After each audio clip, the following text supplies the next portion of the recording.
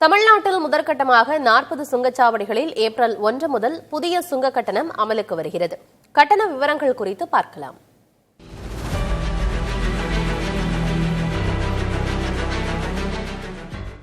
தமிழ்நாட்டில் முதற்கட்டமாக 40 சுங்கச்சாவடிகளில் புதிய சுங்க கட்டணம் நிர்ணயிக்கப்பட்டுள்ளது. சூரப்பட்டு, பட்டறை பெருமந்தூர் உள்ளிட்ட பல்வேறு சுங்கச்சாவடிகளின் கட்டண விவரங்கள் வெளியிடப்பட்டுள்ளன. வானகரம் சுங்கச்சாவடியில் கார், ஜீப், வேன் போன்ற லகுரக வாகனங்களுக்கு ஒருமுறை பயணிக்க 40 ரூபாயிலிருந்து 55 ரூபாயாக கட்டணம் உயர்ந்துள்ளது. இலகுரக வணிக வாகனங்களுக்கு 65 ரூபாயிலிருந்து 90 ரூபாயாகவும், பேருந்து மற்றும் லாரிகளுக்கு 140 ரூபாயிலிருந்து 185 ரூபாயாகவும் கட்டணம் உயர்ந்துள்ளது. கனரக வாகனங்களுக்கு 220 ரூபாயிலிருந்து 290 ரூபாயாகவும், மிக அதிக அளவு கொண்ட கனரக வாகனங்களுக்கு 265 ரூபாயிலிருந்து 350 ரூபாயாகவும் சுங்க கட்டணம் உயர்த்தப்பட்டுள்ளது.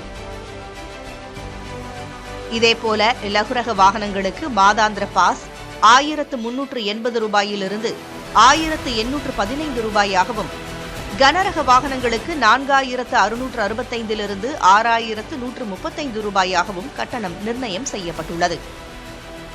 மேலும் ஒரே நாளில் திரும்புவதற்கான பாஸ் கட்டணம் 20 ரூபாய் முதல் 120 ரூபாய் வரை வாகனங்களுக்கு ஏற்ப உயர்த்தப்பட்டுள்ளது. சுங்கச்சாவடி இருக்கும் மாவட்டத்தைச் சேர்ந்த பதிவு எண் கொண்ட வாகனங்களுக்கு சுங்க கட்டணம் பாதி விலையாக நிர்ணயம் செய்யப்பட்டுள்ளது. இதனிடையே 60 கிலோமீட்டருக்கு ஒரு சுங்கச்சாவடி இருக்க வேண்டும் என்ற விதி இருக்கும் நிலையில் சூரப்பட்டு மற்றும் வானகரத்தில் 20 கிலோமீட்டருக்குள் 2 சுங்கச்சாவடிகள் உள்ளதாகவும் மணல் லாரிகள் உரிமையாளர் சங்க தலைவர் யுவராஜ் குற்றம் சாட்டியுள்ளார். பார்லிமெண்ட்ல மாண்புமிகு நிதின் கட்கரி அவர்கள் சொன்னாங்க 60 கிலோமீட்டருக்குள்ள இருக்கிற சுங்கச்சாவடிகள் நீக்கப்படும் சொன்னாங்க. எங்க பார்லிமெண்ட்ல சொல்லி 3 ஆண்டு ஆகுது. அதே மாதிரி டவுன், பஞ்சாயத்து, நகராட்சி இது மாதிரி மதுரவாயில், சூரப்பட்டு போன்ற சுங்கச்சாவடிகளை நீக்கப்படும் 3 மாதத்தில் சொன்னார். இதுவரைக்கும் செய்யல. சில சுங்கச்சாவடிகளில் தேவையின்றி இருமுறை கட்டணம் செலுத்த வேண்டிய நிலை உள்ளதாகவும் குற்றச்சாட்டு எழுந்துள்ளது. ஒரு தடவையும் நம்ம தாம்பரம் போனோம்னா போயிட்டு யூட்டர்ன் பண்ணிட்டு தான் வரணும். அதுக்கும் டோல் வசூல் பண்ணிடுறாங்க. சப்போஸ் நம்ம கீழே போயிட்டு வரணும்னா அந்த பிரிட்ஜு கீழே போய் சுற்றிட்டு வரணும். இங்கே சர்வீஸ் ரோடும் ஒன்றுமே இல்லை. ஆனால் சர்வீஸ் ரோடு இல்லைன்னா எப்படி போவாங்க வருவாங்க? இப்போ எல்லாமே சிட்டி கண்ட்ரோலில் இருக்கிற மாதிரி இருக்கு. இந்த டோலே தேவையில்லாத இது. சூரப்பட்டிலேருந்து போரூர் டோல் பார்த்தீங்கன்னா 20 கிலோமீட்டர் தாங்க. அதுக்கு 20 கிலோமீட்டர் டோல் கட்டு வச்சுருந்தாங்கன்னா என்ன பண்ண முடியுங்க?